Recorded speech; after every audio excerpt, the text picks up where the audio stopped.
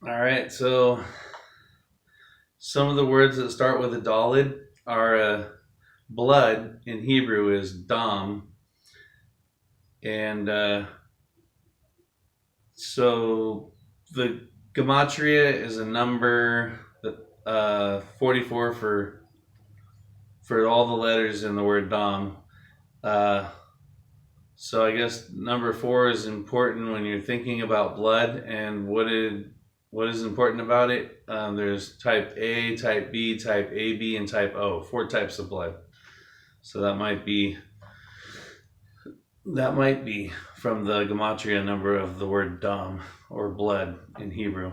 And then if you put Aleph, God's letter, in front of dam, you have Adam, Adam. So that's kind of interesting. Now, in Genesis 1:26, God said, "Let us make man in our image, according to our likeness." And when he's talking about image, he's talking about the spiritual.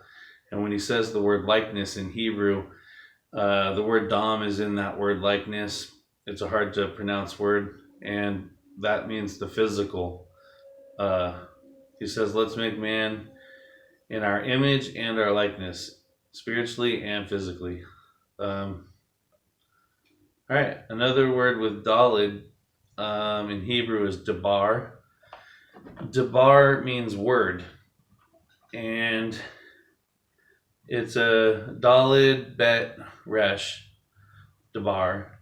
And so in Deuteronomy in English, it's called the Devarim in Hebrew. Devarim means the words. Deuteronomy means Deutero is like two. Uh, it's like and then onomy or whatever uh, is the giving of the law. So it's the second giving of the law is Deuteronomy, and then uh, in the Devarim it's the words. So God gives the words, the tablets from Moses were broken. He had to go back up and get the tablets again, and God gives the law to the people again. All right, so and if you have Devarim if you have Debar in Hebrew, then you have Bet Resh, or you have Dalid Bet Resh, and so the Dalid stands for a door, and the Bet Resh stands for bar, for sun. So you have a door to the sun. The word is the door to the sun. So if you want to get to know Jesus, if you want to know the Son, you need to read the word. That's the door to getting to know Jesus. And that's deeper meaning there in that Hebrew. It's pretty amazing. All right, and then the next name with the letter Dalid is Judah. And Judah's name was Yehuda in Hebrew. And so it's really Yahweh with Hey in the middle. So it's saying Yahweh, and then the Dalit is the door. So it's saying in his name, it's saying Yahweh and the door. It's saying Judah is like the door for Yahweh, and Yahweh does come from, our Messiah does come from the line of Judah later on. So he is kind of like the door that the Messiah walks through onto earth from later on. All right, so Dal in, or another word with the Dalit is religion, and so Dat or dot is the door, and then the Tav is the last letter of the Hebrew alphabet, which stands for covenant or the cross. So the door is the cross.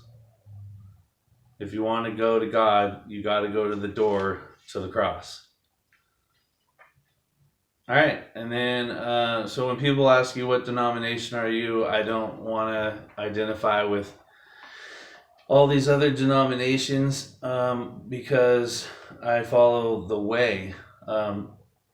Derek is in Hebrew is the way, and the Lord said, "Prepare ye the way of the Lord," and it says He is the way, the truth, and the life. So we are followers of the way. So that's my take on that. So I'm not Presbyterian, I'm not Lutheran, I'm not Baptist, I'm none of those. I'm no other ones either. I'm no other religion either. I am a follower of the way that leads to the way, the truth, and the life, that leads to Yeshua, Jesus, Yahweh, the Messiah. All right, so a name with a Dalet is Dan, and so Dan means judge, and then Dina is like the female version of Dan, and it also means judge. And then Daniel, when you have L in a name, it means God, and then there's a Yod. It's the Dan with the Yod and the L. The Yod makes the word judge become possessive with the Yod on it. It means my judge. So my judge, God is my judge, is what Daniel means. That's pretty cool.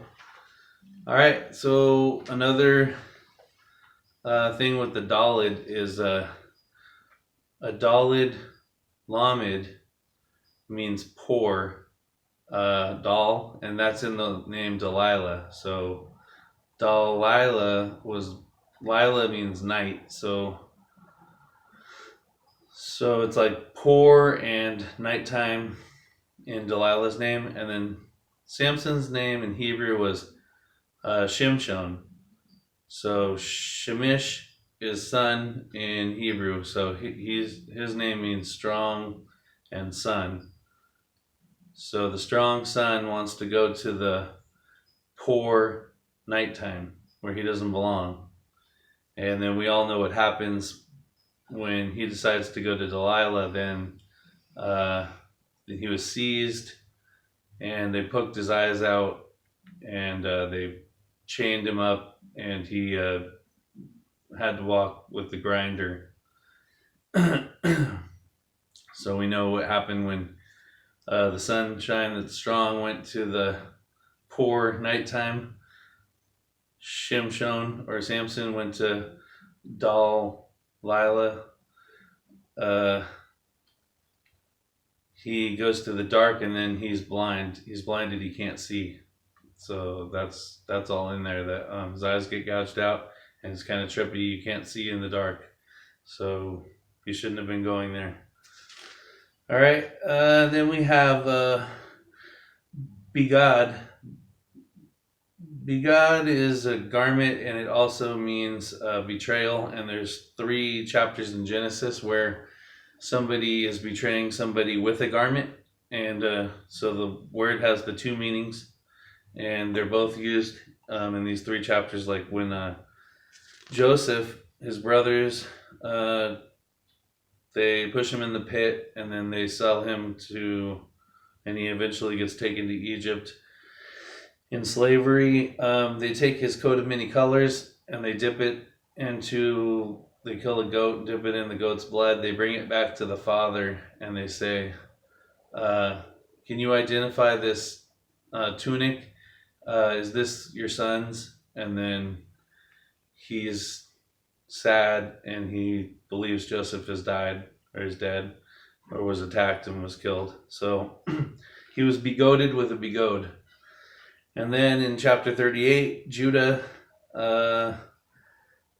he sends Tamar away because his oldest son, dies after marrying Tamar, and then his next son doesn't want to marry her, and he dies, and then his youngest son, Shiloh, or whatever his name is, he is too young to marry her. So Judah says to her, go back to your father, and when he's old enough, I'll send for you. But he never intended on sending for her. He didn't want her around anymore.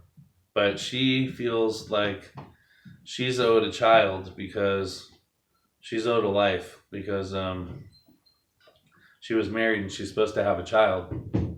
So she dresses up like a prostitute and fools Judah in a place where he comes out, and she covers her face with a veil. So she begods Judah with a begod in that chapter.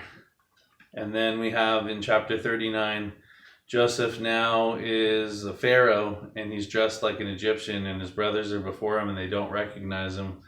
He begods with a begod there. They don't know that it's him, but he can recognize them. But they didn't expect him to be Pharaoh's number one man, so they weren't really trying to recognize him. And he looked Egyptian by that time, 20 years later. So they got begodded, they got fooled. All right, so that'll conclude the things about the Dalet that are very interesting.